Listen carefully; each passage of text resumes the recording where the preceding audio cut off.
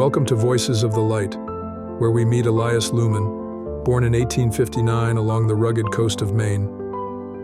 Elias served as a lighthouse keeper through a pivotal era, witnessing the transformation from flame-lit beacons to electric lights.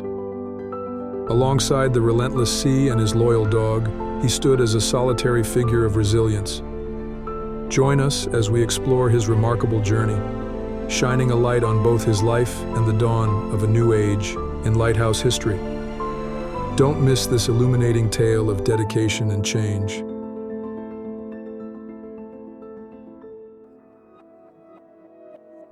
Elias Lumen, a man who spent decades of his life as the solitary beacon for ships on the treacherous seas. We're truly privileged to have you here today. For starters, how did a man like you end up becoming a lighthouse keeper? Well, Kai, can't rightly say it were much of a choice, you know. Weren't much for me back on land. Found me peace with the sea and the sky. It felt right. It must have been a stark contrast to the hustle and bustle of mainland life. Did you ever feel alone out there? Sometimes, I reckon, but had me all Nautical for company. And the sea, she's alive if you know where to look. And the sky, well, it's full of stories if you're patient enough. You certainly paint a vivid picture, Elias. Could you describe the surroundings we find ourselves in right now? We're at me old station, stone-faced lighthouse on Morwen. Proud old girl she is, standing tall against the sea and sky. Land ends abrupt, sea starts, all wild and untamed. Gulls flying round, screaming out their tails. Look yonder, you'd see the mainland, just a shadow in the distance. Nautical, me trusty hound, he's always nearby, patrolling his territory. This were me home for the longest time, Kai. What led you to this life? Why did you choose to become a lighthouse keeper? Choice? Not sure I'd call it that. Grew up in a fishing village. Life was hard. Sea claimed me dad when I was young. As I got older, watching the lighthouse, knowing it kept us safe, it just felt right, like a calling. That's a powerful sentiment. And what about family? Did you ever yearn for companionship or someone to share this life with? Family. Left that back in the village. Thought about it, sure, having someone else out here. But it's a hard life, not fit for everyone. Plus, I had Nautical, best company a man could ask for. Nautical is indeed a fine companion. Now, as a lighthouse keeper, you must have seen countless days come and go. Do you recall a day that was particularly memorable or out of the ordinary? Well, there was the day Nautical came into me life. That was an odd one, all right. Found him, washed up on the rocks, barely more'n a pup. Nursed him back to health, and he's been with me ever since. Loyal as the day is long, that one. That's a touching story, Elias. It seems you and Nautical have shared many experiences. Now let's shift our focus a bit. Could you describe what a typical day was like when you first started as a lighthouse keeper, especially during the era when the beacon was lit by flame? Those were the hard days, for sure, long and grueling. It started before sunup.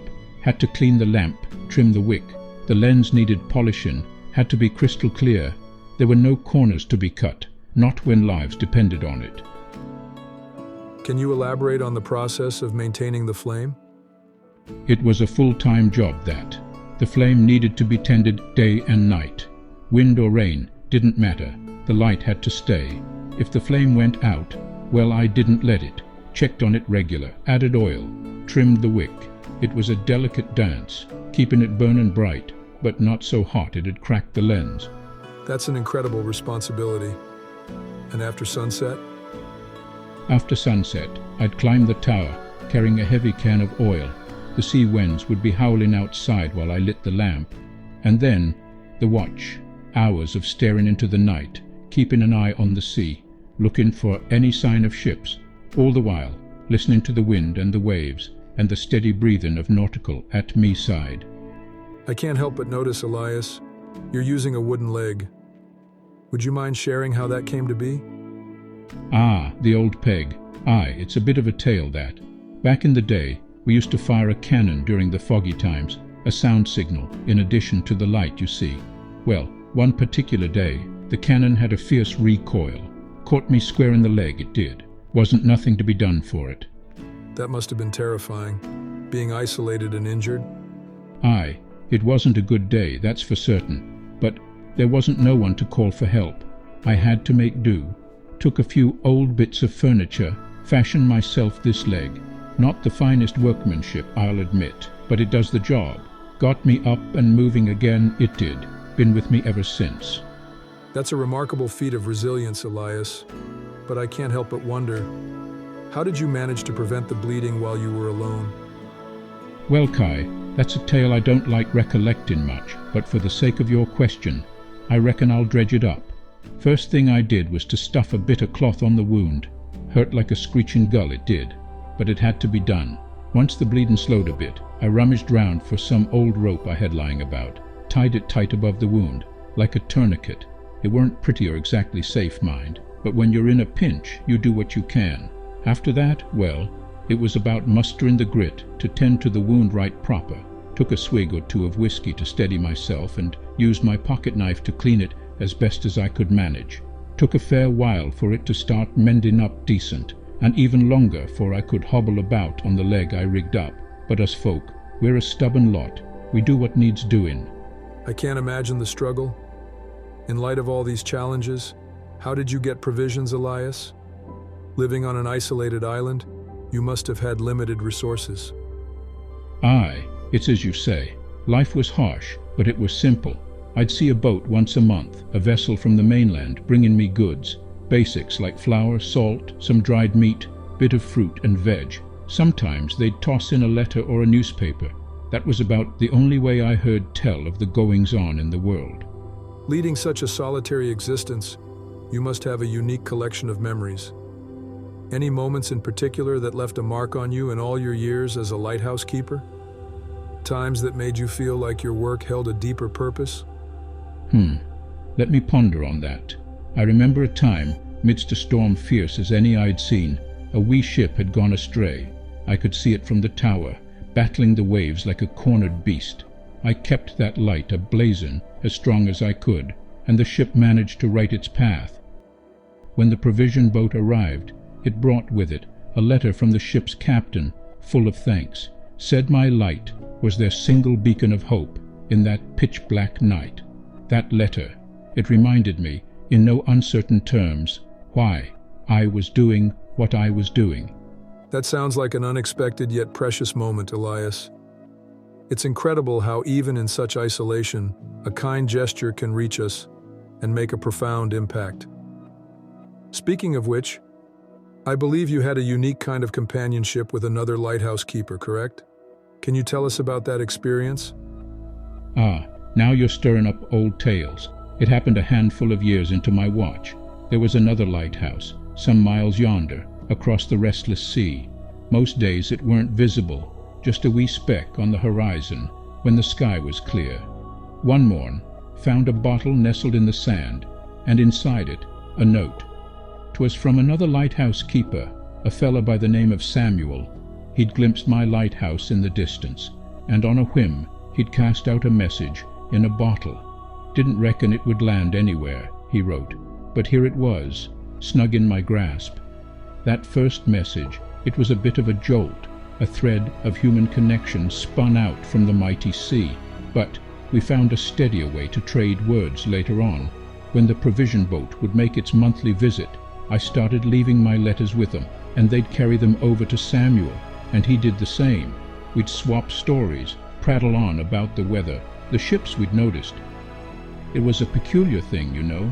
We never met face to face, never caught sight of one another, but there was solace in knowing there was another soul out there, sharing the same duty as I. Samuel retired some years ago, but those letters, they were a beacon of their own, kept the loneliness at bay, if only for a while. It's inspiring how you carved out a life in such harsh conditions, Elias. When you mentioned your pen pal Samuel, it made me think about the kind of companionship that formed in such unique circumstances. Have there been other instances of human contact during your time as a lighthouse keeper? Aye, there have been. Not many, mind you. Supply boat comes every few months, bring in provisions, news and the like. Got to know some of the lads pretty well over the years, but mostly it were just Nautical and me, with the sea and sky for company. Had a few unexpected visitors too, like shipwrecked sailors washing up on shore. Had to nurse a couple back to health. Hard times those, but they reminded me of the reason for the lighthouse and the light. We're here to guide, to save. That kept me going. That's an incredibly selfless outlook, Elias. Despite the loneliness and harsh conditions, you've dedicated your life to the safety of others. Moving from one era to another, how did the transition from a flame lighthouse to an electric one affect your daily routine? What were the challenges? Aye, that change. 'Twas a bit like being thrown into the deep, not knowing how to swim. From tending the flame, trimming the wick, and keeping the oil level just right, it turned into switches and bulbs. It's not that I was against progress or anything. It's just that things got a bit more complicated. I had me hands full, learning the new system. They sent a young lad from the mainland to teach me. Poor fella, had to be patient with an old sea dog like me. But I got the hang of it eventually. The silence, though, that was the hardest part. The humming of the electricity. It's a far cry from the gentle glow and heat of the oil lamp. And then there was the fear of something going wrong, not being able to fix it. With the flame, I could always find a way. But with the electric, well, it ain't so straightforward. Still, it made the job a bit less hands-on, gave me more time to sit and watch the sea, and that's never a bad thing in my book. It's remarkable how you adapted to such a dramatic change. With this new system in place and more time on your hands, did you find new ways to occupy yourself? Did it affect your relationship with the lighthouse or the sea in any way? Reckon it did. With the old flame, there was a kind of dance, you know. The flame and me, we worked together, kept each other company. But the electric, well, it don't need me in the same way. Felt a bit like a third wheel at first. Had to find new ways to fill the time. Took to whittling, I did. Carved me a whole fleet of little ships. Read more too. Those letters and newspapers from the mainland, started paying them more mind. Made me feel more part of the world in a way. Even tried me hand at writing, just for the fun of it. As for the sea, well, she's always been the same. Time don't touch her. She's just as wild and beautiful as the day I first laid eyes on her. And the lighthouse, despite the changes, still had the same purpose, to guide, to warn, to save. That's something that never changes, no matter the light. When you say you tried your hand at writing, Elias, do you mean to say you hadn't written much before that? Well, now that's a fair observation. I wasn't much for writing, you see. Weren't schooled for it. I could read just fine, enough to follow the news, read letters the like. But writing, putting my own words on paper, that was a different beast altogether. It's not like speaking, you know. There's a permanence to it. Got to choose your words with care. But I gave it a shot, and I reckon I didn't do too badly. That's really inspiring, Elias. The drive to learn and adapt is quite commendable. Speaking of change, you might be aware that lighthouses these days are all automated. There's no need for a lighthouse keeper anymore. How does that make you feel, considering how much of your life you've devoted to this profession? Automated, you say? Well, that's a bit of a kicker, isn't it? Can't say I'm surprised, though. The world's always changing, and not always in ways we like. But I can't help but feel a touch of sadness. There's something to be said for a human touch, you know. The lighthouse ain't just a tower of bricks and light. It's a symbol, a promise. It says, you're not alone. There's a fellow human here, keeping watch, guiding you home.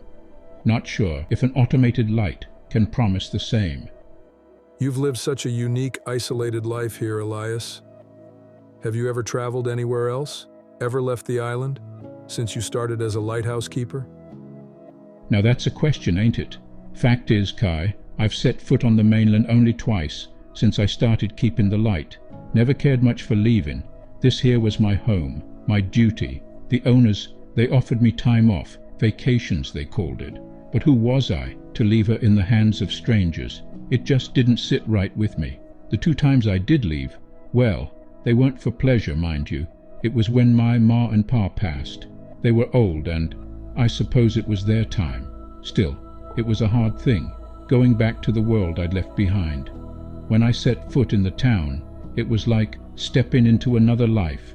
Folks I used to know, friends and family, they were all there. Some were just the same, others changed beyond recognition. The world had moved on and I felt like a ghost, a relic from a past era, just passing through. Those visits, they reminded me of why I chose the lighthouse. There's a quiet dignity in keeping the light, and so I returned to my post, and here I've stayed. Your tales have given us a rare glimpse into the life of a lighthouse keeper. As we come to the end of our conversation, I'm curious to know, if you could go back in time, would you choose this path again? Would you still choose to be a lighthouse keeper? Aye, that I would. Can't rightly imagine a different life for myself. It's been a long journey, full of storms and calm, light and dark, but I've come to love it. The lighthouse, the sea, the solitude, they've all become a part of me. Being a lighthouse keeper, it's not just a job, it's a way of life. You become a beacon, a guide, a hope for those lost in the sea. And there's a sort of peace in that, a sense of purpose that I wouldn't trade for anything else. So yes, if given the choice, I'd choose this path all over again, without a moment's hesitation. Thank you, Elias. Your insights and stories have been deeply enriching. I'm certain our listeners will find your journey as a lighthouse keeper both fascinating and inspiring. It's been a pleasure talking to you. It's been a pleasure, Kai. Thank you for letting me share my story. Just remember, when you're out at sea, keep a lookout for the light. We're here, guiding you home. As the sun dipped below the horizon, Elias Lumen, the steadfast lighthouse keeper, stood silhouetted against the dying light, his faithful hound, Nautical, by his side.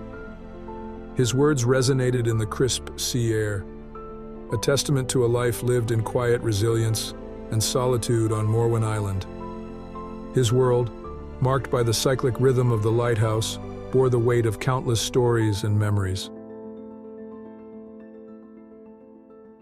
Thanks for watching. If you enjoyed this video, don't forget to hit like and subscribe for more content like this. If you're curious about the topics we discussed, check out the Phantom Dialogues series available on Kindle through Amazon.